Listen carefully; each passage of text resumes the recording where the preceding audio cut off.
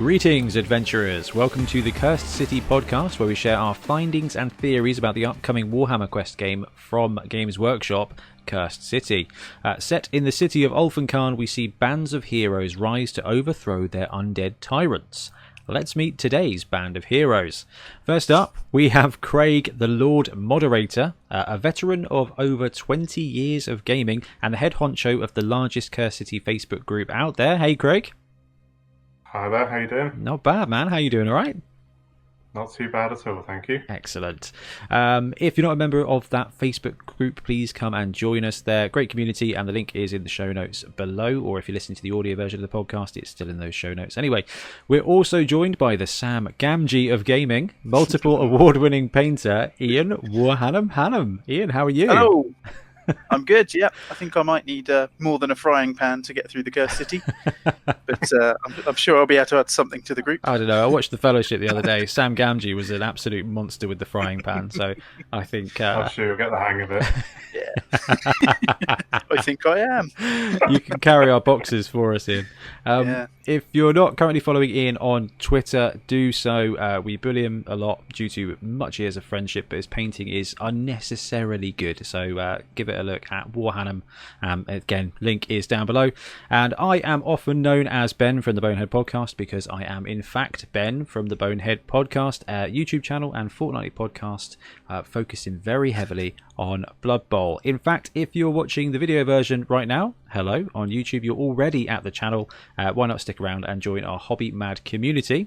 Podcast is also going to be available on all good podcast apps too, so please make sure you sign up to get our rumours and ramblings as quickly as possible. Anyway, to the point at hand, Lord Moderator Craig, would you tell us what to expect on today's adventure? Well, I think after today's preview, we're really going to dive into the preview. We initially set out to have a quick chat about the odd hero that we'd seen here and there, but we also got a bomb load of goodies today, so way more than we were expecting. Like absolute tons. It's so funny. We were like, oh, we could do like a hero a week and it'll be really good. It'll be really good fun. And then Games Workshop was like, here you go. Yeah, we were thinking, are we going to see 2? Are we going to see 3 models? Maybe. Are we going to have enough to talk about? Yeah. Which I thought was pretty cool. We've got a lot. Yeah, so we've got the preview to talk about, and we'll also have a little chat and talk about what particularly we are excited about with the Cursed City upcoming. So let's move on. Right, so let's just delve straight into it. We were going to have a chat and talk about what we were looking forward to finding out about the game, but as the guy said earlier, it's basically all out there. There's still some stuff we don't know about it, which is very exciting, so we do get to do some theorizing. But anyway, let's go and look at the preview. I've got the website up on the YouTube video, but for the podcast we'll just talk through everything we're seeing. Today was the Warhammer preview for the Mortal Realms, so they did a bit of AOS, and by a bit I mean released stuff for 3 armies, and they did a boxed game and a warband for Underworlds, and then they dropped a ton of stuff for Cursed City. So I didn't get to watch the live feed, but did you guys get a chance to watch them chat through? Yes, absolutely. Yeah. That's fantastic. Brilliant. So there'll probably be some stuff on this page as we go through that we'll all have to work together to fill in the gaps on. Anyway, it's landed and we've seen the box cover, which I actually really love the style. It's kind of like sketchy red. It looks like video game mock-up art. Yeah, it does. Yeah, it kind of really sets the tone for the game, doesn't it? I've seen quite a few people sort of compare it to, like, Frank Miller kind of about like Sin City and things like that. That's it. That's exactly it. Yeah, I like that tone. And then, more importantly, we get a lovely sort of side-on shot of the game being played itself. And the first thing that's... Well, guys, there's just so much going on here. Ian, what's the first thing that strikes you about the picture with all the boards laid out and everything? Yeah, I think one of the big questions we had kind of going into this was what the kind of tiles were going to look like. I think most of us were thinking it would be tiles rather than kind of set boards sort of thing, given the kind of the Warhammer quests we've had before.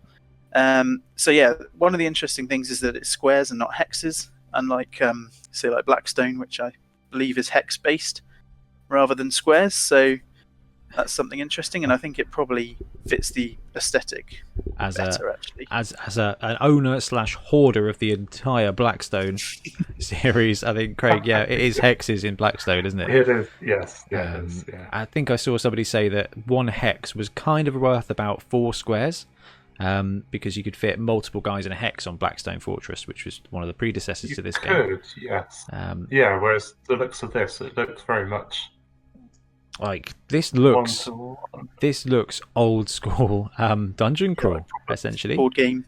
Yeah. For the audio listeners out there, I'm assuming you've had a chance to look at some of these pictures, but basically the board here, which is absolutely chocker full of miniatures, and we're going to talk about those in a minute, because they've dropped names and everything on them, which is cool, is you've got the classic L-shaped piece, you've got some little rooms, and each room is probably about 3 or 4 squares wide and 4 or 5 squares deep, and you've got the classic corridor that's 4 squares long and 4 squares wide and does the L shape, and they've got these little funky door bits in the middle, which I don't know, Craig. Can you see the door bits? Do you think are they part of? I think they call them lich gates. Oh, on the site. That's so, guessing potentially they can be open and closed.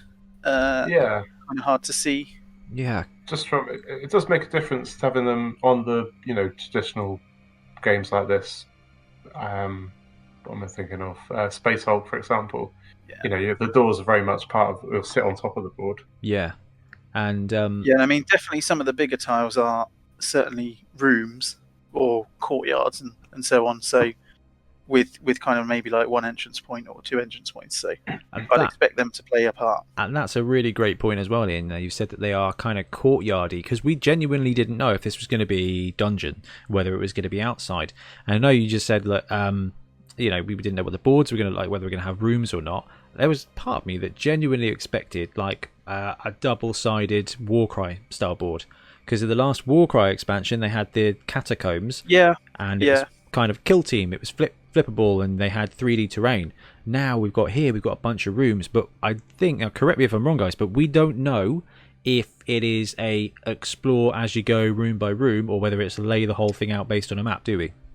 No, we don't know if it's generated as you go or, like you say, kind of pre-generated. And because both the previous 2, I believe, have been generated as you go, right? Definitely Blackstone. Yeah, Blackstone was. You had a card that. Well, you had a. Oh yeah. I've got a little card that lays out the mission. Lays out the kind of. I'd say that the mission. I was going to say dungeon, but it's not a dungeon. It's just because it's a hexagon shape, Greg, doesn't mean it can't be a dungeon. But yeah, no, that's right. In Blackstone, you went up in an elevator, and then which floor of the Cecil Hotel do you come out of, and you draw a card, and then you build the dungeon, you battle through. I wonder if we're going to have a very similar kind of mechanic of it here. This is the map. Quickly build it's a tricky one where the setting is a city, so it is kind of a known place. So. Yeah, it will be really interesting. But I also think that means there's a ton of places to explore within the city. Like you said, there's the courtyard bits. You can go into buildings. They could have missions set in buildings, in castles, because if you look at the map on the Cursed City website, there's a bunch of different places. There's like a guard place where they're oh gosh, what's the guards called? The Ulfen Watch. Yeah, the Ulfen Watch, where those guys live. And there's different places, so there's some indoor bits, there's some outdoor bits, and there's definitely going to be a crypt. To be based around those. Yeah. Definitely. Yeah. And we don't know if these... Sorry, Greg, go. So there's a big stack of extra cards and tiles. I wonder if they're reversible as well.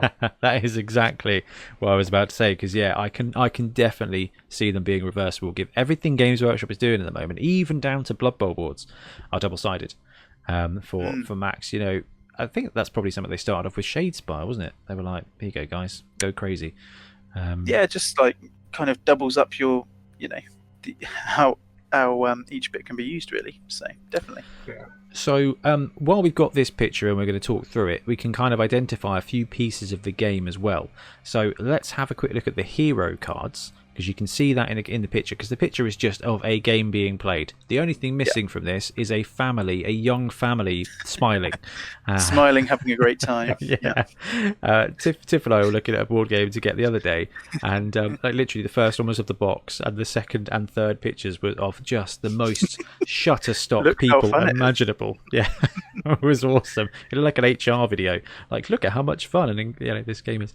To be fair, the community team at Games Workshop kind of handle that bit by being incredibly excited and kind of really drawing us in. So definitely. Oh yeah, the honesty. Good to see the videos.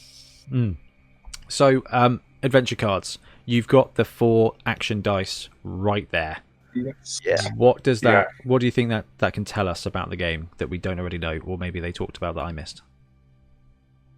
It's very much leans itself towards Blackstone Fortress, if I'm honest. Yeah. The action dice, and then the little AOS compass on the left. Yeah, the wheel with the stats on it. Yeah. But yeah, you've got the dice there, which relate to the dice in the middle of the board, but obviously reflecting the similar way of recording AOS stats.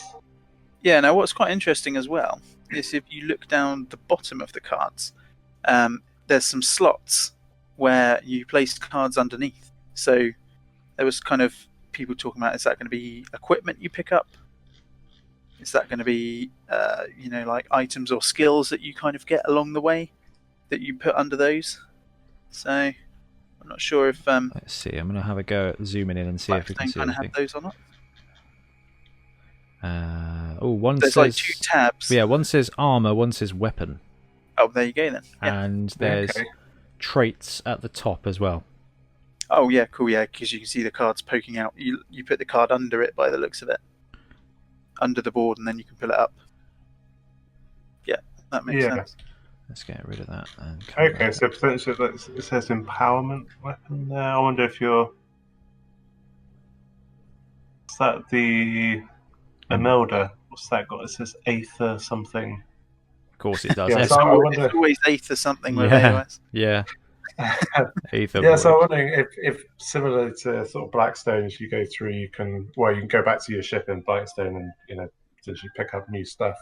Yeah. Whether in this you're able to pick up and acquire new weapons and armor. Oh, yeah, this one's a weapon trait. This one says Aether Sharpened Edge. Because I enhanced. I went full on CSI on this one, and now because luckily I speak Mario N64, I can read this, and so that one is Aether Sharpened Edge, and can we see empowerment weapon for the steampunk dwarf guy says, oh please tell me that says Aether. It looks like feather secret weapon, but I think that might not be. It's got to be Aether. Yeah, he's probably a Caradron. They love Aether. That is an Aether secret weapon then, potentially. So I wonder if you're looking at potentially like re-rolls or modifiers and such. Yeah, I'd expect it to be like a little buff to your weapon. That's a cool way to kind of put character development in there as well, isn't it? Without actually having character development. And knowing us when we play it, arguing over who is best suited to get this particular weapon or this upgrade. Oh, absolutely. This is going to be worse than Talisman. The Aether Sharpened weapon. I want the feather secret weapon. It doesn't say feather, Ben. You've got a staff. But no, so we can see from the board, we got that bit. Looks to be like it's going to be the same, which is awesome. You've got bits on the card that you can put bits up and down. We've talked about the tiles. We've talked about the doors. There's a track in the top right hand side. Looks to be the same as the initiative track from Blackstone. That's what I was thinking. It looks like the initiative tracker in Blackstone. Yeah. So I'm glad to see that. I'm glad to see that. It's a little bit clunky, but it works brilliantly and allows the game to have that functional AI, really. And that is going to be why this game is going to land so flipping well this year, is because even if everything goes all right, there's going to be a whole bunch of solo play. And a solo play game like this is going to be fantastic to play over webcam. or play over Zoom with your friends. So, even if we're not allowed to socialise, but this game is out, hey, we'll just rig up a camera and Craig could just be like, move them up 2 squares and write one. And that's it. Squares actually helps that a bit as well. Hugely. Yeah, it really does. Easier to navigate. I do have one slight negative about this. I like to be as positive as possible. Is that allowed? Is that in the notes? Well, No. assuming that these squares are like regularly sized, having those little door bits in the middle means that they're not going to line up perfectly. But it looks like they do in the picture. And I can't quite figure out how. But if you take they look like they cross 2 tiles. Oh, I see. Like 2 squares, they sit in between. They sit sort of half and half across the square. That's actually really good. So basically, there's 4 door squares. Yeah. On each side, yeah. Oh, yeah, but also, how do they make them fit? We've done this with Space Hulk, and if you don't put the angles quite right, you end up with something that's like a square out. Anyway, that's awesome. That was my only little thing. I was like, how have they done this? I've built many dungeons. Maybe that will lead itself towards actually having preset layouts. Maybe. I'm trying to see if there's anything else we can scribe. Yeah, actually, something to draw attention to, which I saw someone picked up in the Facebook group, actually, was the circular tracker. The So, wheel. It looks like it's potentially day and night, and it's got a count of 10 on it. Absolutely. So It does. whether that's kind of turn-based, that something moves around the tracker, and then it's either going to be day or night, or whatever version of that this city has. Maybe it's some kind of the curse kind of waxes and wanes, or there were suggestions of maybe undead are empowered. I saw that. Yeah, there's potentially on some of the enemy cards. There's a picture of the skeleton warriors, and there's basically 2. One is one. I think that's probably going to be a flippy thing. Then. One had a sun. Oh, my hand keeps falling out the side of the camera. One has a moon on it. One has a sun on it. Now, is that this is going to link to that then, isn't it? Is that the fate dice pool essentially, Craig? From Blackstone. I don't know, that's what I'm kind of thinking. It might well be. So one you can use in the day, one you can use at night. Yeah, maybe it's like Monster Apocalypse, where if you spend fate points in the day, they transfer over to night, and then you can't use them again until night, or it empowers the night. There's a ton of creative ways they could use that. Just can't see anything on the heroes. Like we mentioned on the skeletons, we've seen the night and day, but I can't see anything on the heroes. No, I imagine it's going to be more to do with the AI. Yeah. But I wonder if we're going to have an inspire mechanism like there is in Blackstone for these guys. I mean, that kind of almost seems like a pseudo enemy inspire, but whether that's a good question. Yeah, it does. And I assume that's the activation token next to it. That is cool. I am very excited to find out more about that, because if it's a kind of inbuilt timer, or there's just an absolute ton. What is cool about that is it's going to add a load of urgency. So, okay, I might not want to fight this enemy now, but if I leave it for 3 more turns, it's gonna fall. It's gonna get buffed, it's gonna be mutated. So it's gonna add to your decision making. Actually, I think. Scrape. Here comes Shovelly Joe. Shovel Joe. Yeah, and I guess the only other point to pick out here is the top left-hand side. There's a thing that says fear, and it's the little red box with those 4 cartouche, 4 tombstones on. It says Ulfenkarn in peril. There's definitely one that says fear, and another one that I can't quite read that looks like influence. Oh yeah. Yeah, I've got a better picture up here. Yeah. Oh, well, all right, show off. And it's actually got those cartouches relate to the characters. So there's one for the wolf. There's one for all the mini bosses, basically. That's really interesting. I wonder if that's campaign. Do you reckon? Maybe you cross them off. Well, I just don't know if you get like a token. Fear and influence, I'm guessing, you will go up and down depending on kind of how you're doing. So maybe there's a kind of psychological factor, or maybe how well you complete the mission, or certain side quests which would add to the fear, if that's maybe the fear of the party or the fear of the population that lives in the town. I'm not sure. And if you destroy their influence, maybe there'll be less bad guys, maybe more good guys, maybe you get more good loot. Yeah.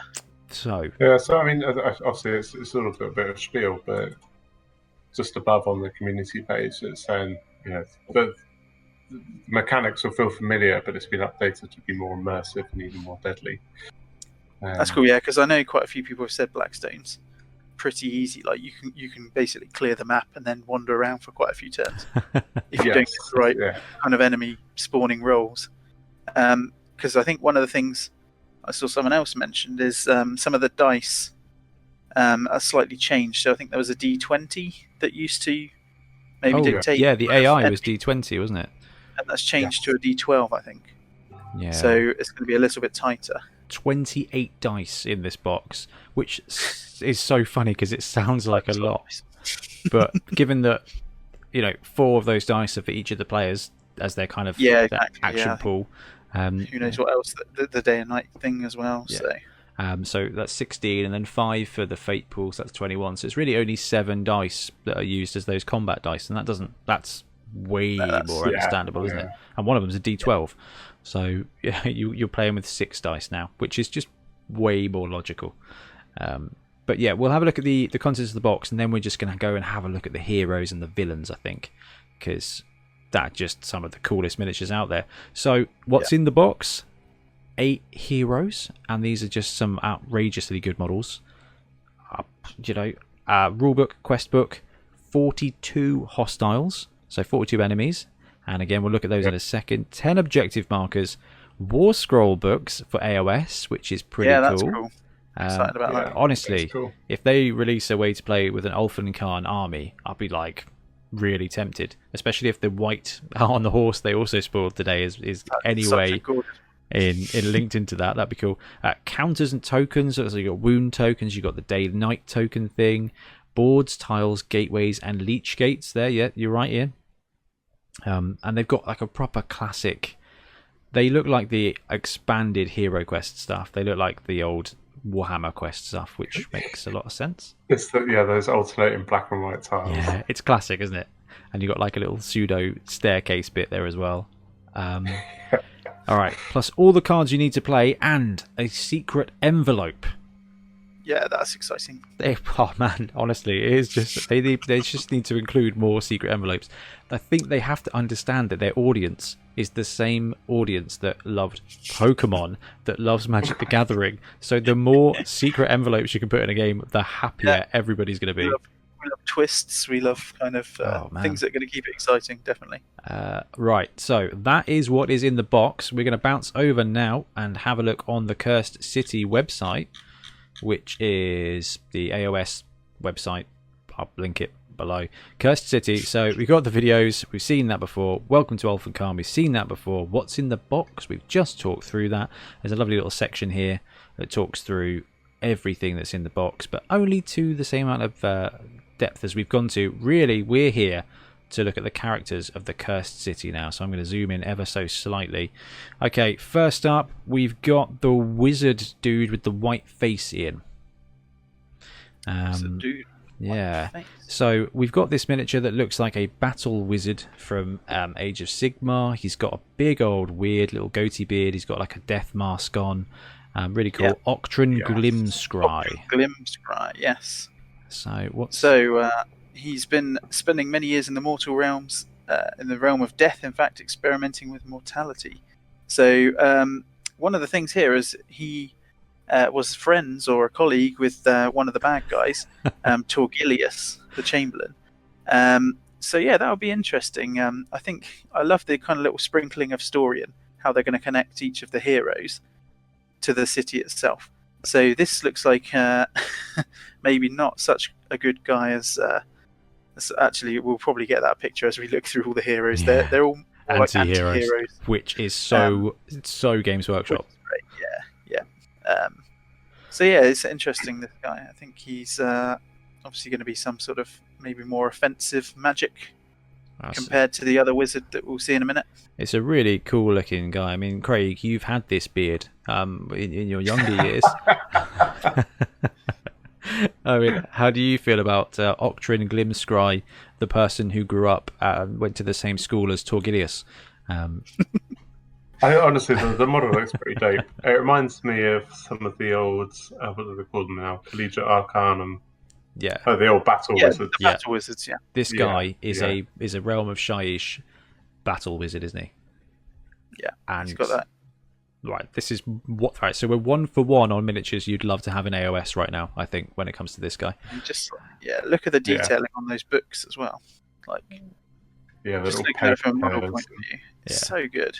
Okay, so randomly, I accidentally started on 7 of 8. So let's go to the next one, which is Brutog Corpse Eater, which is just the most magnificent ogre miniature I've seen for a very long time. I absolutely love this. Oh, I'm a zoomed in big too fan far. of this model. Okay, so this I guy know is just... Craig was really excited about him just from the initial artwork we saw. And I think you mentioned about the kind of links to the kind of Bob Ollie sculpts of ogres. Yeah, it's the big round ball mace, spiky ball mace, plus the the face armor. the face armor and stuff, and even the little hook on the end of the hands just takes me back to some of those early Bob Ollie And sculpts. all the chainmail as well, actually. Yeah. Yeah. This is the most 3rd edition, like Warhammer 3rd edition miniature we've seen in an incredibly long time. Like, this looks like it should be in a cupboard, faded and falling apart. And I think you called it with the Bob Ollie artwork. So this is a big old chunky ogre who's swinging a mace around. He's got the classic ogre punch dagger fist gauntlet thing. He's got a big old shoulder pauldron that isn't actually Space Marine-esque, which is nice to see. And yeah, he's just wearing classic chainmail. This would fit in any universe, any fantasy universe, basically, except for Visionaries. Basically, this guy fits in every D&D setting, everything. This is a proper classic ogre fantasy miniature. I was going to say, is when you get to the Imelda lady as well, they're just there's nothing really distinctively AOS pulling them in. I mean, she's got a twin tail comment on it, but you can really pick up and play with these anywhere. And I think with dungeon crawls like this, you've got to make them accessible to everybody, haven't you? Like, it's too... I think we've... Sorry, no, go on. I was going to say, it's too confined. Like, you've got too much space just to... It's its own story. AOS, you pick your half of the story and you match it up with your opponent's half of the story and you play a game. When it comes to this, it's one big story. So they can just flesh it out. But also, by not necessarily watering it down, but by making it kind of a little bit more genre neutral, buy-in is there immediately. Because, whoever you are, you're going to be like, yep, I want to be the ogre, or I want to be the elf lady, or I want to be the creepy beard wizard. It's pretty sweet. Yeah, I don't think we can move on without talking about his diet.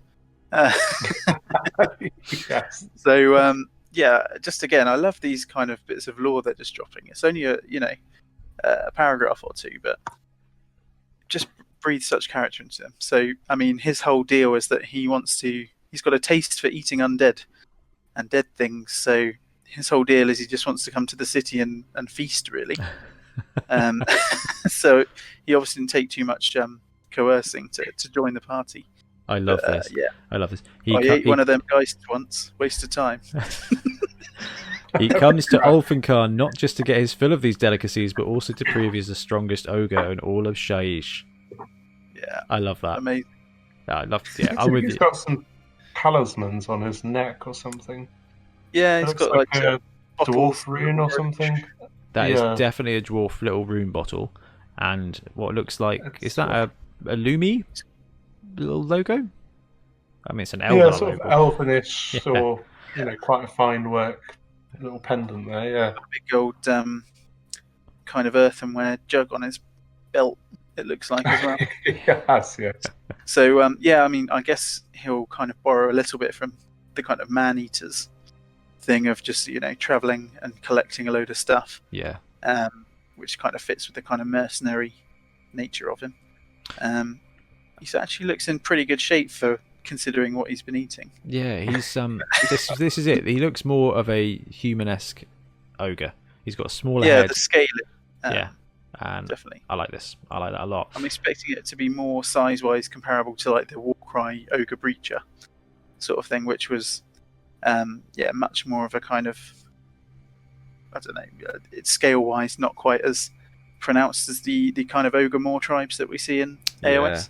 Well, given that those are from decades ago, this guy's built for this setting now, built for the Water Realms. It's a bit less heroic scale though, in a funny way, in that he hasn't got that huge head and stuff like that. It's more realistic. He's at the back of the overarching picture that we saw next to. Who's he next to? One of the human characters. Glario. He doesn't look that much bigger. In fact, he looks smaller than the two undead ogre guys with the. He does actually, but they are standing straight, and he is hunching over, swinging his mace around, hunkering down. So, hopefully, he will be living things. Blame his diet. Yeah, blame his diet. Yeah, there can't be a lot of nutrients in that. No. Anyway, we'll swing right the way around to Jelson Darroch now. So this is the Witch Hunter guy who is equipped with fancy greaves, a proper Witch Hunter hat, a fancy little hammer, some proper Buffy the Vampire stakes, and a fancy musket that has it's a stake launcher. Yeah, a grenade launcher. A stake launcher. Underslung stake launcher. That is basically it. This is the first hero we saw, though, wasn't it? This is the one that came out when they did the original preview. Preview? Yes. Is it the preview? It was the preview in January. Yeah, it was the end of January preview. Yeah, and we actually saw a bit of one of the henchmen as well that was kind of finally revealed today, but we'll get to that later. But, this guy really sets the tone for the game, I think. Interesting guy. So Jelson Darroch is a one-man death squad with a merciless streak a mile wide. He was once a part of the Order of Azir, a well-known and fearsome hunter of witches, Aether, there you go, Geists, and cultist of the Dark Gods. Though his conduct saw him expelled, the exact reason remains a guarded secret. So he was a professional witch hunter, and now he's a rogue witch hunter. Self-employed. Yeah. Contractor. Removal expert. So we've seen him. We love that miniature. I mean, Craig, that's a very you model, I think. Yeah, I could definitely see me trying to run around with him. I don't know if I could recreate the cracked leather though. The paintwork on that is stunning. There you go. You can challenge yourself with this guy. I've got to say, actually, the paintwork on all of these looks incredible. Oh, it's proper, isn't it? They've done it really well. Okay, next up we've got, I'm going to say Kaalthus the Exile? Kaalthus? Kaalthus, yeah. Kaalthus, alright, we'll go with that. Kaalthus has vowed to hunt the vampire that slaughtered her kin, despite being forbidden to do so by her clan's elders. Taking an arm-thick splinter of the Oak of Ages past, she's created a quiver of magical arrows with which to gain her vengeance. So this is the classic elf hero on a vengeance streak. That backstory is like it's a pretty archetypal. Not only did you kill my father, but everyone. And I mean, I think it's awesome. Yeah, I love the model. A few exciting bits about the lore as well. So, like the link to the Oak of Ages, which is quite a classic Warhammer thing from Athel Loren. That was a banner, wasn't it, back in the day? Well, it was a big old tree. Yeah, but there was there was a magic item, wasn't there? Well, there was the acorns and stuff, wasn't there? Oh, no, blooming acorns. Yeah. But just whether that's going to kind of make an appearance in the mortal realms in some form. She differs quite a lot from the Kernothi that we saw in Underworld, in that she's kind of not bestial. Yeah, she is bottom half, clearly elf, isn't she? Yeah, definitely. With an A. I think I said on our chat, she really kind of harks back to the Way Watchers. Yeah. Or Wood Elf Way Watchers. Definitely. There's a few characters that one of them had the horns even. She kind of looks a lot like that, which is really cool. I mean, seriously, lovely fluid motion. Cool. Again, there's nothing on her that stamps her in this. You could literally pick up and play with her in any kind of role play game. done. What was there was a movie that came out like 10, 15 years ago that I don't know, was it might have been like something like set in Britain against the Romans or something. She just looks proper kind of Celticish, Nordicish. Yeah. I can't remember who that movie had in it now. Anyway, I know the one you mean. Yeah, I like. Is it like 13th Legion or something? Oh yeah, that was it. Yes, that was exactly it. I think you made me watch that. It was fine. Yeah. So got the wood elf look there. She's leaping off a rock, shooting a bow, making Legolas look like a, I don't know, child essentially. With cool kind of, it's got more of a Celtic vibe than it does a high fantasy vibe, and I like that. I think it looks really, really, really good. I've recently heard these rocks referred to as tactical rocks, and so keep an eye out for the tactical rocks. We should do a tactical rock count. Okay, well, we've made it that far. We've got one more here, and we've got another one here. We're looking at Imelda Braskov, the Sister of Battle. No, sorry, not a Sister of Battle. My mistake. My mistake. So, Imelda Braskov is a knight of some kind of order that looks an awful lot like the recording artist Robin. But with a big old... such a fan of Robin. I love Robin. Obscure. I was once listening to Robin so merrily on my way home that I missed my junction and ended up having to phone Tiff and say, I'm really sorry, I'm going to be late home. What happened? Are you okay? I was like, yeah, I was singing along and I missed my exit. And then she put it on Facebook for everyone to see, which was really fun.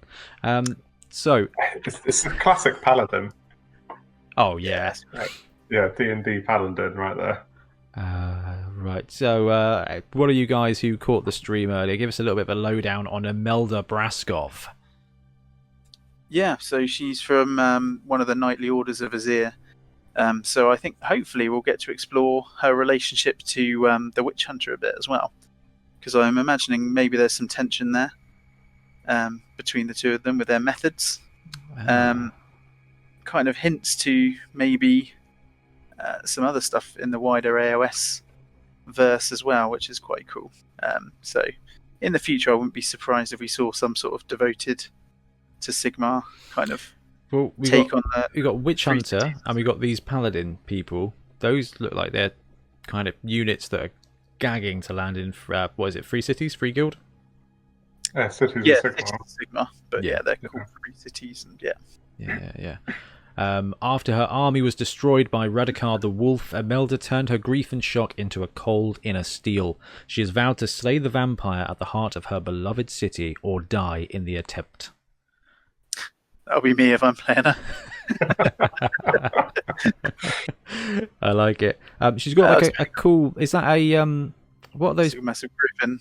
Bird horses that the Sigmarines run around on? Griff Chargers, but I'd say that looks more like a classic Griffin. It does look more like a classic. Because it's not, blue or something. You know what? That is a very fair point. Anyway, like her tactical rock as well.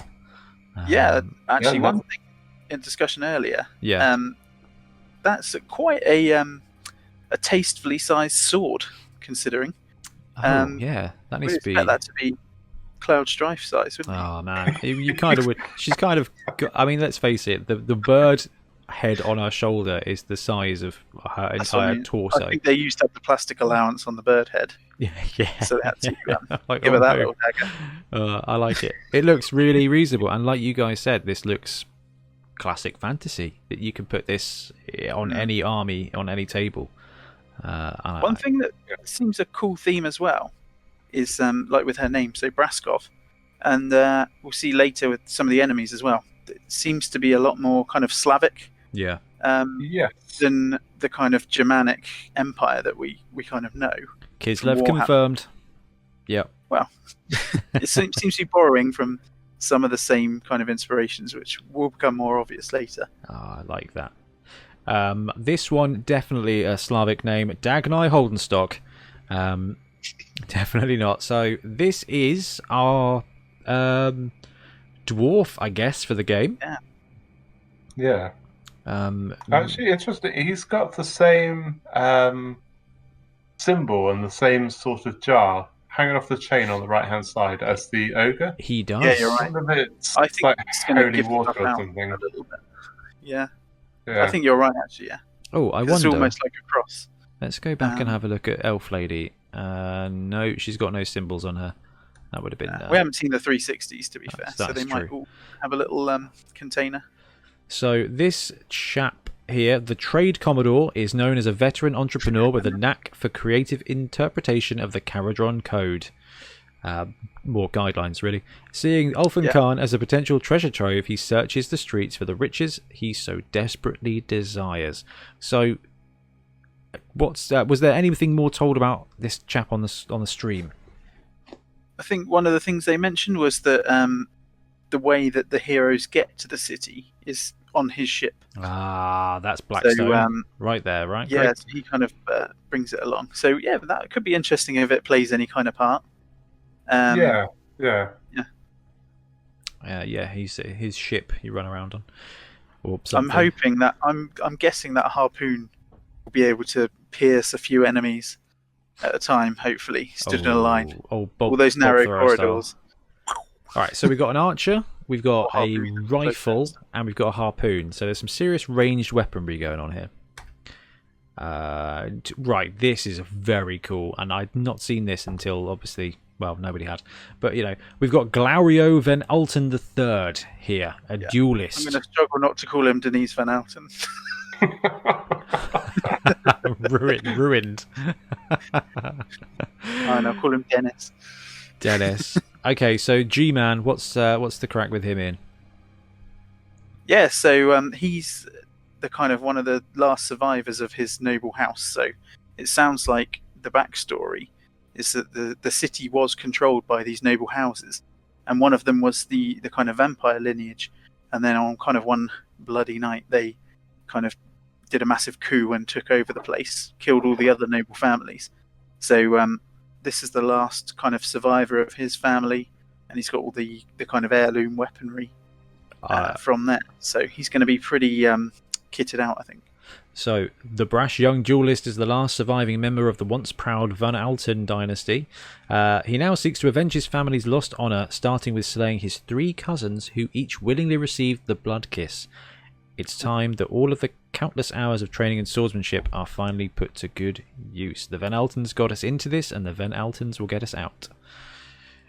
That's... Okay, interesting. That's so his family was... Because it was... Yeah... They brought them in to help deal with the Chaos Incursion? Yeah, they were sort of the saviours of the city. Are they the ones that made I wonder if the Van Altens... Yeah. So I wonder from that line then whether the Van Altens were instrumental in bringing the vampires in. Yeah, they might have hired them or something. Yeah.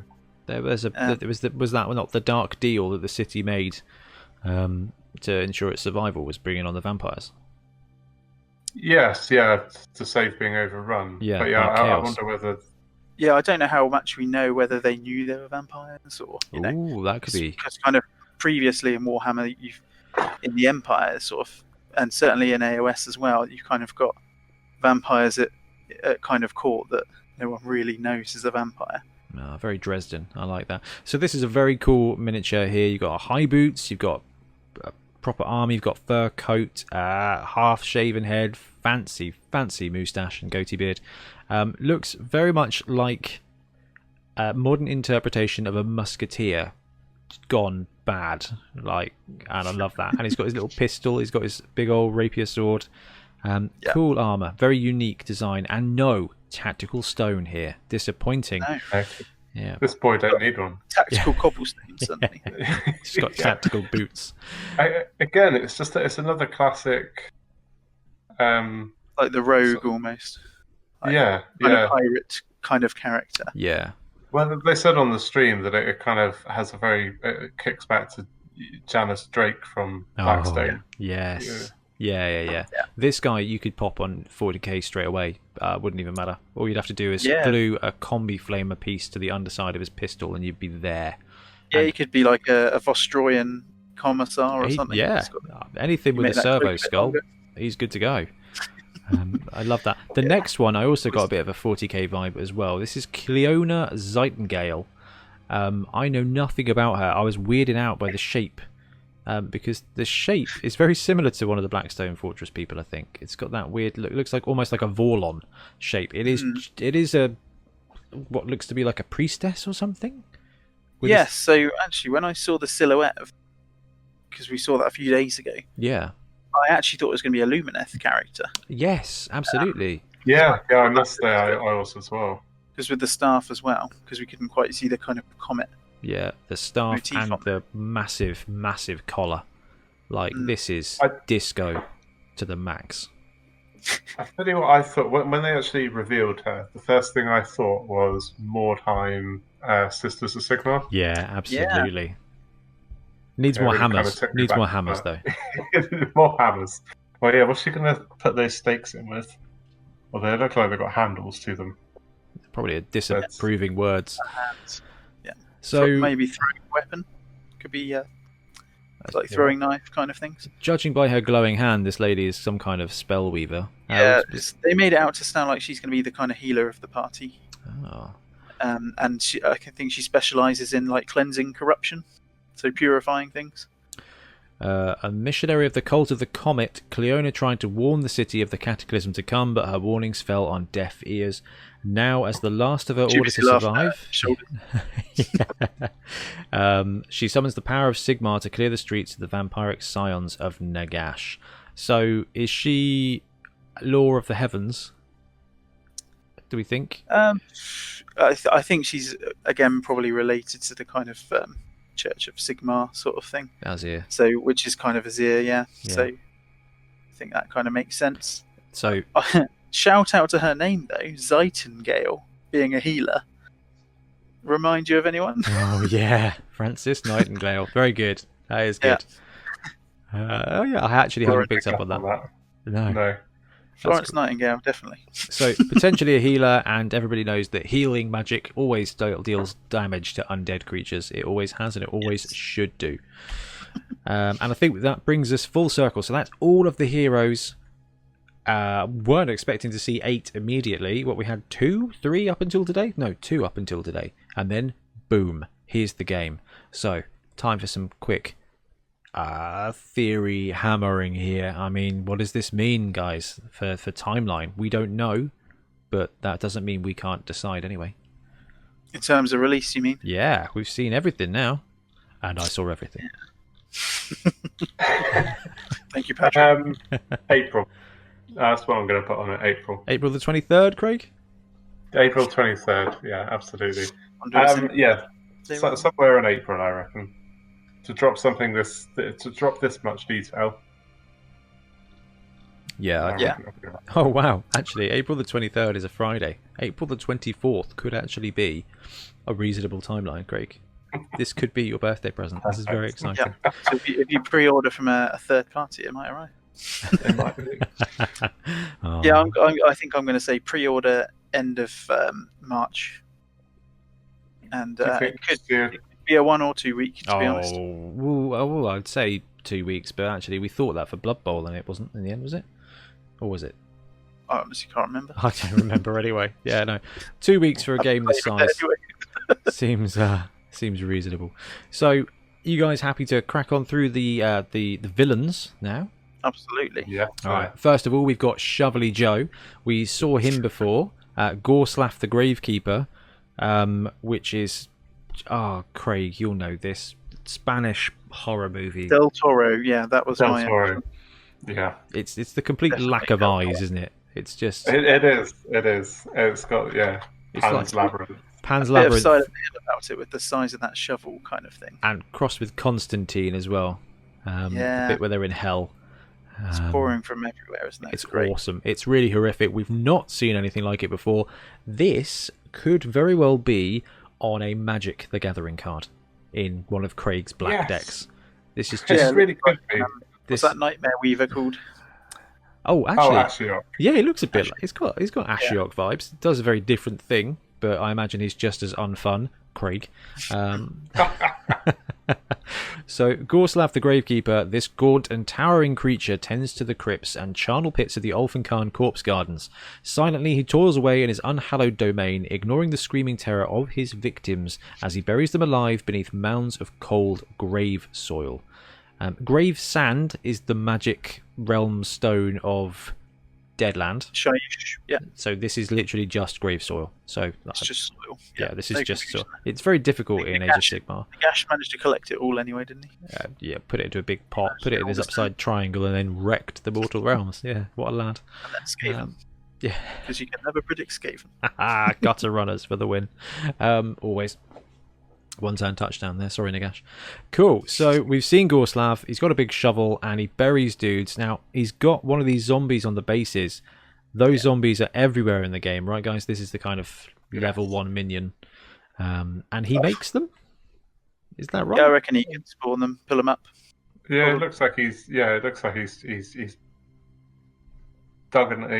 like he's dug up part of the coffin and he's pulling up the board and You're up. setting them free. It's a really... He's bloody hench. Yeah. Huge. Yeah, it is a big model, and actually I think we saw a few kind of the comparison shots of like the groups of models, and he does look big.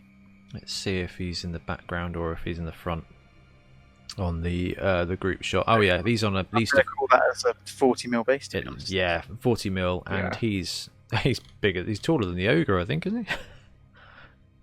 He's certainly up there. That is a massive shovel. That shovel bony looks hand. like a legitimate real-life arrowhead. They were like, guys, I can't be bothered to sculpt this, but I bought something at a museum once. Let's just use that. I mean, I love it. I think this is awesome. So that's Gorslav the Gravekeeper. Then we've got the Watch Captain Halgrim. Not Haldir. I'm going to struggle with that one. Love this guy. This well, is both equally as dead. oh yeah, Too soon. yeah. So this is the skeleton captain, isn't it? Of the Ulfen Watch, and the Ulfen Watch are basically the undead police of the land. Is that about right? Yeah. So Seems like it. Yeah. they were the living police, and this guy actually wanted to join the vampire uprising. But I think his underlings turned on him and chucked him in the sewer for the rest to eat. Yeah, absolutely. After his brutal. fellow officers killed him for betraying his oath to the city, necromancers raised the watch captain as death rattle to lead the city's Elven Watch. Yeah, tough gig for him. I'd like to be a vampire police, but you know what? In every vampire movie, there is that guy who tries too hard. We saw it in all the Blade movies. I was just trying to remember. There was a cracking Warhammer fantasy novel, and I think it was just one of the short stories. Yeah, it was like that about this Brett Knight that was going off and he wanted to get the vampire's kiss, and he just sort of end with him being a crypt ghoul or whatever. And fleshy courts were born. They're hitting a load of the tropes here, but definitely putting a Warhammer spin. And talking of putting a Warhammer spin, we've got Torgilius the Chamberlain. Or Chamberlain. This is what I dubbed as Evil Radagast. I think. Yeah, he's got the silly hat, he's got the dodgy beard, he looks very dirty. There's no bird poop. No, but he is surrounded by a menagerie of animals. He's got a little raven on his yoke, he's got a bat hanging off his yoke, he's got a cat that looks horribly poorly, and he's got a little rat on his shoulders. So, interesting fellow. Looks like he needs a wash.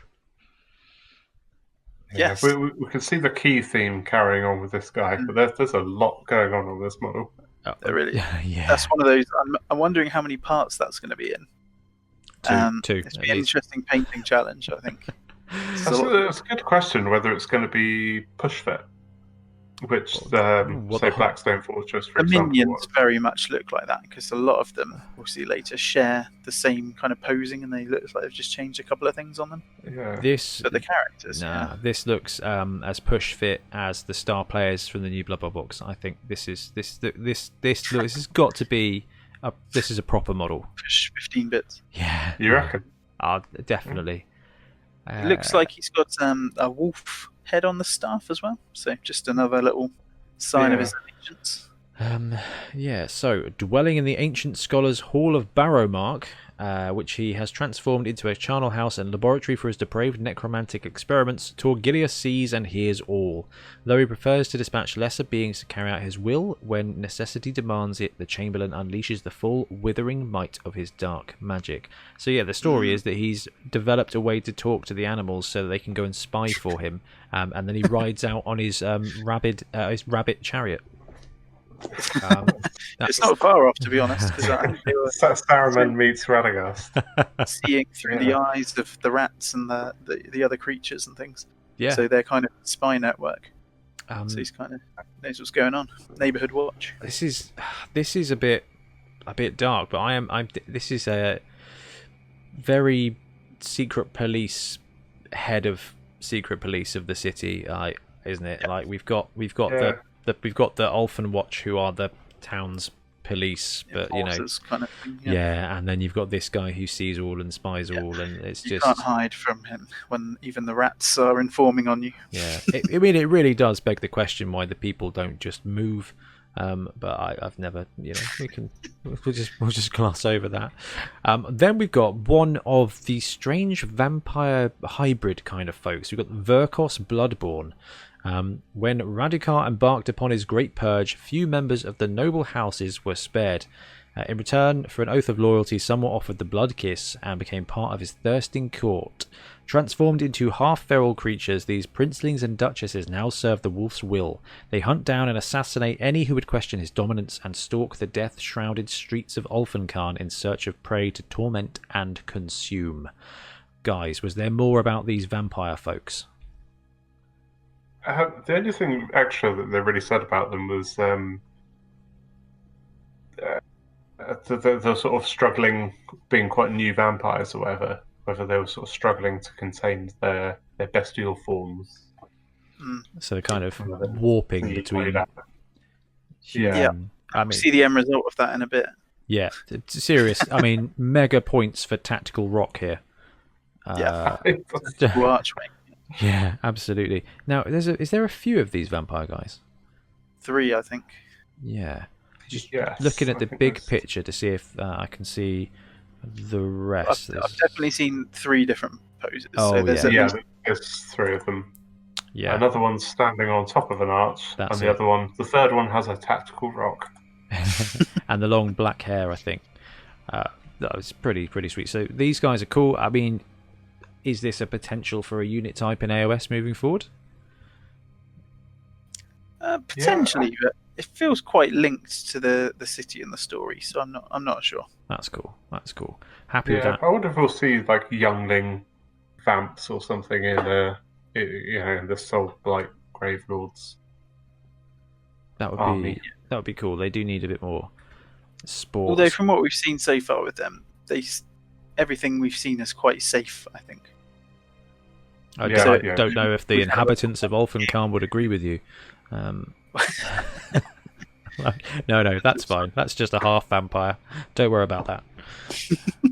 Yes, I know he's standing on the wall again. And lastly, that brings us to Radukar the Wolf.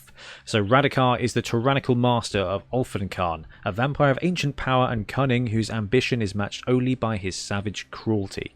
The blood kiss gave him terrifying strength and eternal life, but also inflicted upon him an animalistic and almost uncontrollable blood rage. But also inflicted upon him an average temperament. Not the case. In life, I would have cut down all of you in the span of a single breath and picked my teeth clean with your bones. Can you imagine what I will do to you now? I was expecting somebody bigger. He is an ogre. Yeah, he's ogre-sized. Is he really? I missed that. He's actually an ogre. It says in the lore. Yeah. Oh wow. They mentioned that on the stream that he is an ogre. That is mighty. So ogre vampire. That is very cool to see. So I take it. Oh yeah, man, he's actually massive. They've got him on looks like he's even got kind of a gut plate there as well. If you zoom in. It's quite. Yeah. They've got him on the board battling with the steampunk dwarf. But yeah, I mean that explains kind of his baggy pants. I mean this is the most this is the most Kislev board game I've seen ever. Yeah. Like the style is just, it's so different. it's got its own identity. They've executed brilliantly. Yeah, it's great. One question I have, because it's the Mortal Realms, so it could be any. Do you reckon that's one wolf creature with 2 heads, or 2 heads? Is I could see it being either. Is the second shoulder actually a wolf, or Yeah, is they're it armor? It looks like a wolf. I mean, Oh, it it looks like a does. tail on the bottom It's all right. fur there. texture. It's painted as fur. Yeah, It's got eyes. no, Yeah. you're right. You're right. It just I looked like think kind of it's like two. steel. I would love it if it was one. That'd be cool. Oh yeah, but then they'd have to. This is the only problem with games like this. They tease us with angles of the lore, and then we want more and more and more. We want these half vampires. We want. Yeah, but that's the great thing. You can then go and make that, and then kind of use these guys in amongst your armies and stuff. I think that is very cool. So this is the big bad, and he is a bigger bad than I thought, which is very good. So he's going to be the big chunky ogre boy in charge of it. So an ogre, right? So if there's an ogre vampire, that means that we can have vampires of any kind potentially as they move forward. Yeah. That's pretty sweet. Right, we've looked at all the bosses and all the heroes. The last thing to quickly glance over is the myriad of minions. So, of which, added to the enemies, there's 42 hostiles in there. So, where shall we start? Should we start with the boring bits first? The very average, weird, zombie plank people. People, yeah. What are they? They're gonna Cool. they're gonna be a pain in the ass to paint. Actually, I'll give you that much. yeah, you're gonna have to do a bit more than a brown undercoat here. So we've got the zombies, and the zombies. Yeah. What are they called, guys? Was there a name for them? Deadwalker zombies. Okay, that's not... Deadwalker zombies. Yeah. Okay, well, C+ for effort. So these guys, they're the corpses that have been buried in shallow graves. Stuff's grown through them. You've got roots in them, and they are just gribbly as heck. And it looks like there's slight alternate sculpts. Is that right? Or Yeah, no? well, I think a couple of them have gravestones, whereas some of them have, like other bits of kind of iron gate and things like that. Yeah, Iron Gate, a bit of tree, So they magpie. do get that. It's Yeah, I pretty- love that magpie. Yeah, I know you did. You were like, wow, guys, look at the magpie. And we were like, dude, look at the ogre. And Ian's like, yeah, but tiny bird. Yeah, but look how well they've painted that. Cool. So we've got a bunch of zombies here, at least 10 in the box. And they are cool. Yeah, it looks like- I say that one of them even looks like it's painted as a corpse bride. Like sort of Yeah, a I white wedding noticed breast. that. Yeah, that's quite dark. Oh, wow, yeah. Here's something interesting as well with her. So you've got those that pendant on her neck, and one hung up. So Yeah. if it is Oh, right, do you it's, reckon that was from her husband that was man. paying respects? What a They've got a story. matching. What? That's dark. That That is. is dark. There's two Like of a that. matching necklace. Two of that model. Yeah, I'm not sure how much variety the sculpts are going to have, but quite frankly, when you come to minions, I don't think you need them. Next to her, next to the corpse bride, the other zombie lady, the stake that runs through her goes up to the top and has a bell on it. It's like if the corpse started stirring, the bell would Yeah, start yeah. ringing. Oh, Braskov, wow. Yes. That's old Shovelly Joe Yeah, that's- trying to. It's basically the same thing as an undead oven timer. Yeah, and they've got these roses. That's really interesting as well. The zombie kind of bottom right, if you look closely on the kind of the tomb head, there's like a picture of him, I presume. Yes, yeah. And then look, yeah. he's got the same little curly beard on the zombie. Oh, he has, yeah, that little pointy tash. I love stuff like that. They've think really, so. really. Oh, yeah. I think initially I wasn't, because kind of when you zoom out, they're kind of all in that kind of same lurching pose, and they've all got stuff on their backs. But there's so much storytelling going on with these. That's It remarkable. really is. something else that I think is picked out an eye there that belonged to the zombie who's missing an eye. Like, it's really clever. yeah. Yeah, I'll give them to. There's a lot of thought into these. Oh, I like those. Yeah. Right, we've got the zombie. We've got the bats now. These bats are the bat swarms. There's bat swarms and there's rat swarms, and I love both of them. I think that's such a cool angle. We haven't seen this in Warhammer for a long time, and this definitely harkens back to Hero Quest, doesn't it? Or Warhammer Quest. Yeah. Yeah, do you remember when you used to be able to buy the box of swarms? For £5. And you have the spiders, the snotlings, the bats, and the rats. Yeah. It was so good. Finally had an update. Yeah, I think there were some metal bats in between that were just dreadful. Oh, the metal bats were not great. Bats, metal rats, plastic These are proper. These are really good. Yeah, it's just good quality sculpts, really. Yeah, I quite like the bat hung onto the pillar. Oh, on the absolutely, where he's got his little arm wrapped around it, ready to move off. Yeah, and really cleverly designed because you've got a ton of flying movement in there. I think these will get some use in other games as well. Oh, 100%. So definitely in AOS, but also Lord of the Rings. Yeah, and again, some of the architecture looks quite dwarven in a way with those kind of harsh lines. I've got to say, what is it? They didn't come out that long ago. Actually, there was some the big Gundabad Warbats. Yeah, they were. Yeah, but they were also from Forge World, so they were. Even people still playing Warhammer Fantasy, to be honest. Updated rat swarms. A little wall of them. And any RPG, any generic fantasy system, this is absolutely perfect for. The rat swarm, there's some rat skulls in there as well, so it's definitely an undead rat swarm. I don't. Skaven players licking their lips at these. Oh yeah, 100%. 100%. So love those as well. Don't know what size bases they're on. We'll find out when it lands. Probably 32, but Yeah, I could see them as 25 even. Maybe. Could be small. Right, we've got the big boys here now. These are cool. green dudes. What on earth are these? Kosagi Night Guard. So my understanding is these were maybe some of the ogres that came with the wolf to the city to kind of liberate or save it. Yeah. And they've been resurrected as zombies. Yeah, bring along that Cossack theme. Yeah, but actually, that's it. The key rats on there from the the spoiler. The spoilers, the teasers. Yeah, and more keys as well. So continuing that key theme. Zooming in on some lovely details. Yeah, I love that. I love the massive old double-handed axe ship things. They're just awesome. The style is brilliantly executed. They're proper zombies, and they're really, really big guys as well. Like they are very tall. They're going to look absolutely sweet. And talking of sweet stuff, now we've got the Skeleton Command Group. So you've got the Banner Bearer, and you've got the Sergeant or something who's got a kind of 300 kind of face helm. I was going to say, it's quite a Persian. That's it, yeah. Quite a Persian-esque feel to them, with the little points on the helmet. Round scale mail sort of thing as well. Yeah.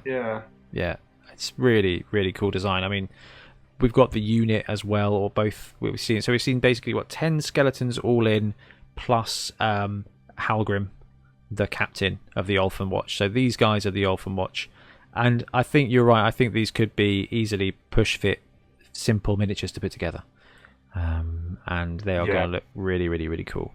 So we've got 10 skeletons, 10 zombies, 3 bat swarms, 3 rat swarms, that's 26, 27, 28 with the ogres, and then how many of the villains did we... Well, we're not done yet, are we? Well, there's one model that sort of sits in between villain and boss, which is quite an interesting one. I've got it right here on the screen. Are we talking about the big boy there? The Vargskir. Vargskir, is that what it is? Yes. So I know nothing about the Vargskir because I couldn't read anything while I was in meetings. Hit us up, Ian. Yeah, I think, like we were saying earlier, with the Bloodborne, trying to control that bestial nature, this is the kind of the end result of letting that kind of bloodlust consume you. That you become that kind of, the inner beast becomes the outer beast kind of thing. So they made it sound on the stream like he wasn't so much a character, but more of a kind of monster encounter that could kind of pop up. So he might be almost like a neutral kind of thing that can. Oh wow! Just go ape. Okay. I did wonder if this was going to be like the vampire form of the wolf. But yeah, but no, it's just it sounds like it's. Oh, it's a heck of a model. Yeah. Like it's a cool model. Using that as a Vargolf for feck, aren't they? Oh yeah, absolutely. Yeah. It's brilliant, giant. This is probably my favourite model from the box set. You reckon? Yeah, you're just thinking Blood Bowl, aren't you? I am thinking this guy would work brilliantly for Blood Bowl. Yeah, don't even care what size base he's on. In fact, let's have a look. This guy is absolutely quite the chunky boy. He takes up 4 squares on the pitch. On the tiles, and he's facing down. Pretend you're not going to try and play Blood Bowl on it, dude. This is Dungeon Ball sorted. We're good to go on this guy, and we'll have the massive Strigoi vampire. So he's facing down the Paladin lady, and he is just massive. That's definitely the biggest model in the set. Huge. There's just so much good stuff in this box. It's outrageous. Yeah, I've got to say, I quite like the thinking about it more. I quite like the direction that G-Dub's gone with their vamps, rather than it's either bats or wolves. This kind of cross blends. So those 2 sort of semi-wing things, membranes either side of his head, big bat ears as well. Yeah. Yes. Yeah, definitely. I tell you what, we've got 42 miniatures. If you look at the big picture of all in, there's at least 2 sets of rat swarms and 2 sets of bat swarms. So it looks like there's 10 zombies, 10 skeletons, and then 12 swarm miniatures, along with the kind of medium bosses and the end bosses. Which it means you've got a ton of flexibility with loot and stuff. Yeah, I mean those looking at those objective markers. The objective markers are cool. You've got another raven with a key. I love that. There's a hanged skeleton that's pointing the direction. Yeah. Oh yeah. It's getting one back at the vampires that hung him. That's very shy-ish Realm of the Dead, isn't it? Oh, over there.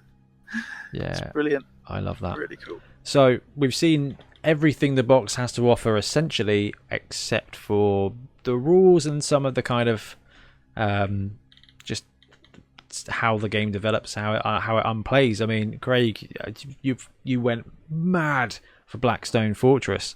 I mean, what are you hoping for from this game?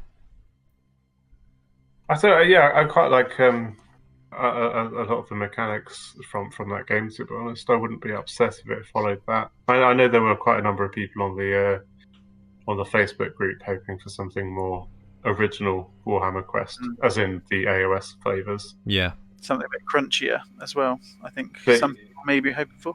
Yeah, something with a bit more risk and reward to it would be really good. That's fair. Well, that's what we're hoping, that the old clock is going to add time pressures and everything.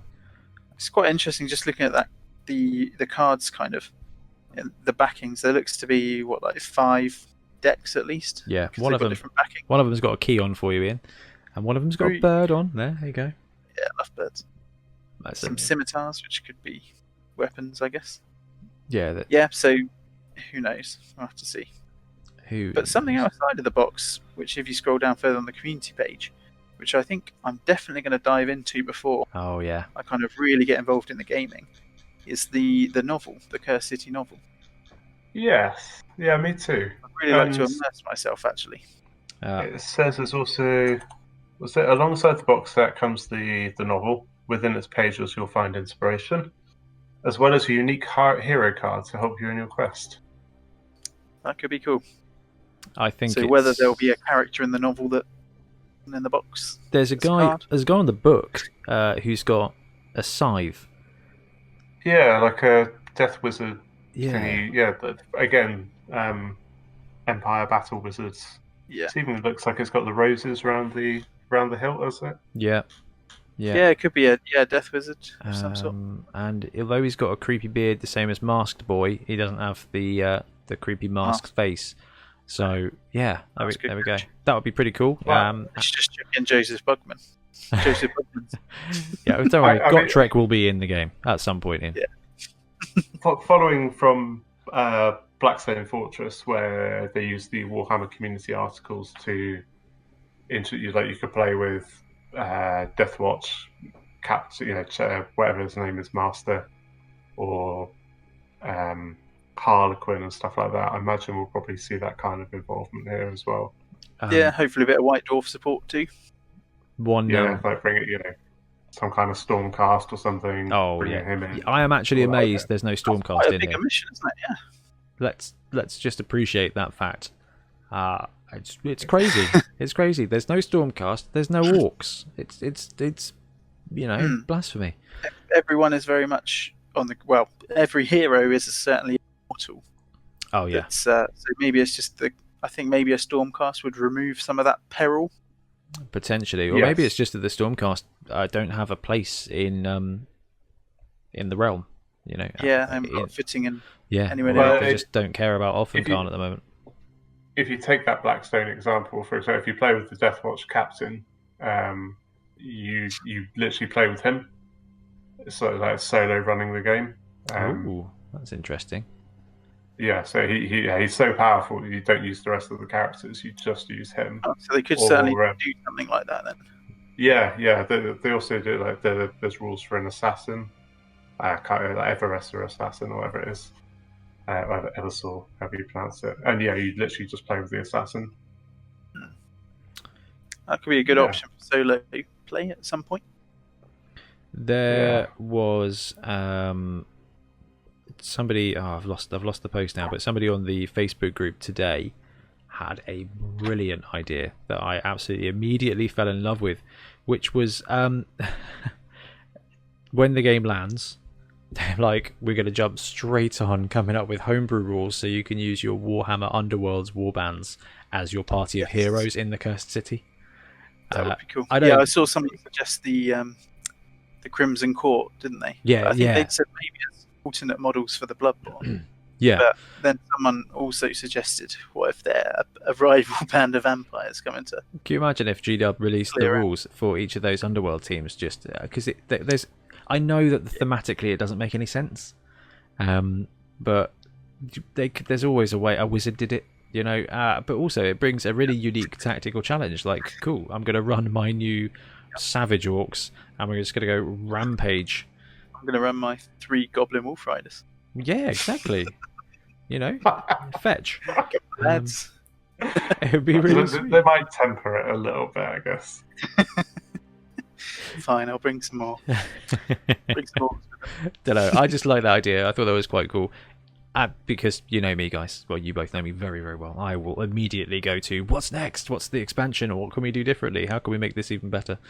I mean, I think once you've got the box set, you can work on, like reskinning things, adding new enemy types, adding kind of I think new bosses will definitely be a thing. Oh yeah, massively. People want to kind of add, especially when the Gravelord stuff comes out. Yeah. Like, how cool would it be having that White King charging around the board? Yeah. And I wonder, you get to the end of the initial box, you beat up the big bad, whether other factions will make themselves known. There's like a power vacuum. Yeah. You then get a Feck coming in through the charnel houses, or you get like a Nighthawk big bad or something like that comes in now that there's no vampires around. Or even if you maybe not kill the main vampire, but you break enough of his power so that the city starts to fracturing, and then you can infiltrate anything, can't you? Given the scope of the mortal realms. Although they've done a great job here of keeping this so incredibly just Ulfenkarn. It's all really tight, isn't it? It's all unique and independent. The only thing there that is stuff we've seen before are the skeleton guys. They've stylized them brilliantly, but they are still skeleton warriors. Even the zombies are weird. You know, you've got ogre zombies as well. Like they've gone and they've created new stuff, and this it's all extremely unique, brand new sort of designs. But Craig, this was one of the best things about Blackstone Fortress, was the fact that they created an environment and then explored other areas of the lore. So is there anything you're particularly looking forward to, maybe, you know, them expanding into when it comes to the Mortal Realms, or things they could bring into Cursed City in the way they did with the Amble and Beastmen for Blackstone? Yeah, there was a thread similar to this on the Facebook group, and I jumped in immediately with having Famir in there. Oh yeah, that would be really good. That would. I think somebody mentioned Slan, which would just be glorious, but I think that's possibly let's have them for Blood Bowl first. A leap too far. How about you, Ian? Yeah, well, I think, you know, it's called Cursed City, so I think there's maybe scope to explore kind of different curses that we've kind of come across in AOS. So, I mean, you've got like the Ideneth, for example. You know, maybe trying to break their curse by finding some forbidden lore or something. You know, even kind of the Stormcaster, in a way, cursed with that kind of unlife and losing themselves in a kind of different kind of undeath that we're kind of used to. So it'd be cool to see. I saw that episode of Doctor Who. All you have to do is turn off the Stormcaster. Bluetooth headsets, and they're fine again. Is that a Doctor Who episode or something? Yeah, yeah, with the Liberators in. Oh yeah. Is that the one where it's like their boss is a Trigger from Only Fools and Horses? I think it is. You know, we could have the expansion where they bring Trigger in from Only Fools and Horses, and he tries to convert. It's got his special broom. Just take my money. Roy Dave. Yeah, I mean, there's so much, and I think, although I would love to see the Famir come back one way or another, you know, there's just so much from the world that was, but there's also so much design space in AOS that they can just create new stuff over and over and over again, and we won't know anything different, you know, and that's actually incredibly exciting, because while they've got a ton of stuff, like this has got, for me, a Kislev undertone. You know, Kislev and Vampire Counts, it's got that element to it, so they could just go ham on that. So I'm just on board. I love this. I think the setting's good, and as long as the gameplay stays as good or nearly as good as Blackstone, this is perfect. You know, I think what's really cool though about it being a boxed game, as opposed to a new game system, is that there's such a freedom there to tweak stuff and house rule and make it your own, really. Oh Because yeah. it's not going anywhere else, is it? It's not, you know, you're not taking it on the road and going to tournaments and stuff. You just kind of agree with your group if something doesn't work like you want it to. Yeah, you just tweak it. This is You add broken. some more back. Let's change this up a bit.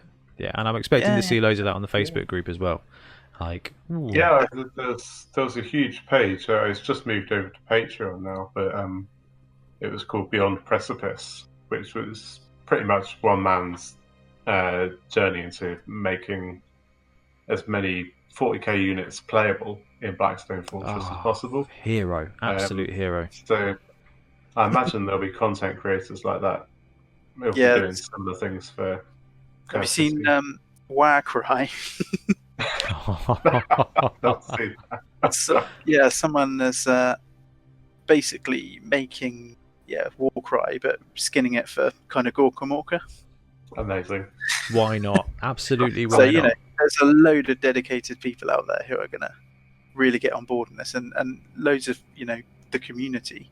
And I expect that Facebook group is going to be a goldmine. Oh, I cannot wait to see what people start coming up with. Right, before we wrap up, guys, I want 2 predictions from both of you, if that's okay. First of all, we've done the prediction of timeline. It's going to be out for Craig's birthday, which is April the 23rd. But price-wise, what do you think this is going to land at price-wise? Because this is complete conjecture now. What do you reckon? Blackstone was 95, and I think there's a very similar quantity and quality of stuff. maybe 110. That's It's my prediction. That's not bad. That's not bad. Yeah. What do you I reckon? think it's slightly more. I'm going to go for 125. I think that's what the latest Warcry Catacombs came out as. Yeah, that's an interesting one. Didn't have as many miniatures, Have, like, but brackets of price as well, don't had they? a load of terrain instead, didn't it? And that's something we didn't see here that I would absolutely love to see, which is a little expansion pack with 3D doors. Oh, actually, that's something I'm really looking forward to. The first person who makes a 3D board. And now you've got that 3D printer. Oh, you could be that man. I'm looking at you, let's do Dragon's Rest. Yeah, there'll be company Dragon's Rest made 3D terrain for all of Blackstone and all the expansions. Oh man, we'll probably see them do something similar with this. That would be insanely cool. So yeah, my guess was going to be 120. I think we kind of joked about this in the group chat earlier that if it lands 20 RRP, that's fine. If it lands 120 RRP, that's fine. If it lands 120 third party, well, that's still fine. Yeah, I think that's the kind of bracket we're all comfortable in kind of going for. Yeah. About that 120 would be fine by me. Certainly not expecting that the widely touted $300. Yeah, that would have been potentially a bit much indeed. Cool. I think that wraps up everything we've seen on the Saturday preview today, guys. Is there anything that we've missed out that you think is worth talking through that we haven't already looked at? I don't think so. I think that gives us a really solid base. Keen to explore it a bit more. Oh, absolutely. Yeah, I think that kind of watch this space, the mechanics. I'm sure we'll see the next few weeks, and whether we'll get some nice Becca Scott videos to go with it. Oh, or wow! I introducing it. Hadn't even considered that. Will they go that Warcry. deep? Did she really do Warcry once? Yeah, I think so. Wow, that's. She did Underworlds, didn't she?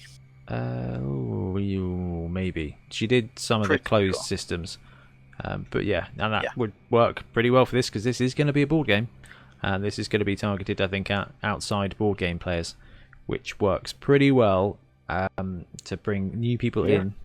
So absolutely all over the moon with that. She did do Blackstone with Peachy and Duncan. Oh, there you go. Amazing. Oh, we can definitely see this happening then. Although obviously at the moment, I'm not sure of her living situation with travel at the moment. Yeah, it depends. Slightly might hamper that. How to play the game via Zoom would be a little bit less accessible. We'll be happy with the Gorilla Miniatures video. Oh yeah, absolutely.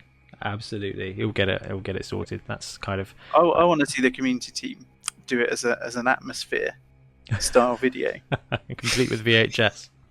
Yeah, like that's what's in the secret envelope. It's a USB. It's a USB drive.